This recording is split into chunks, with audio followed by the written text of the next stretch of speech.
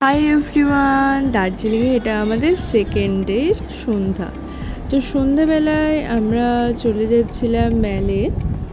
তো কিছুটা সন্ধে করেই গিয়েছিলাম আমরা, তখন বাজে 8:30। আর আমরা এখন যাচ্ছি শপিং করতে। তো কী শপিং করলাম সেগুলো তো পরে শেয়ার করব।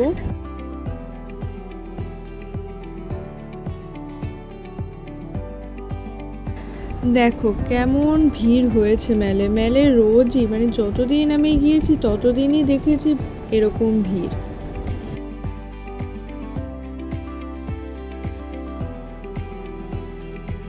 মেলে ঘুরতে ঘুরতে আমার এই দোকানটা চোখে পড়লো।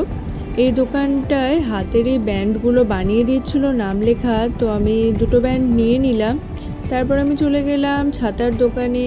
আমার একটা ছাতা পছন্দ হয়েছিল সি গ্রিন কালারে, ওটা নিয়ে নিলাম।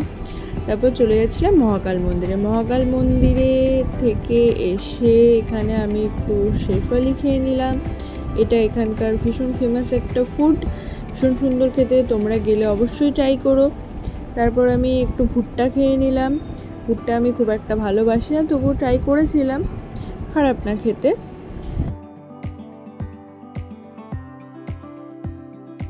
দার্জিলিংয়ে যাব, চা খাবো না এটা তো হতেই পারে না। দার্জিলিংয়ের ফেমাস মেঘ টি আমি এখানে খেয়ে নিলাম। এরপর শপিং সেরে আমি চলে যাচ্ছি হোটেলে।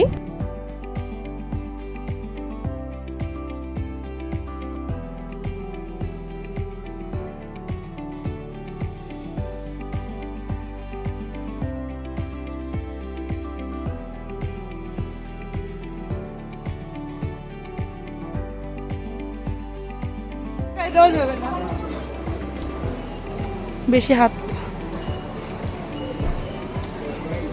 কত শপিং করেছিস? আরো আছে ঘরে, 3বার শপিং এসে 3বার। সরে আয়।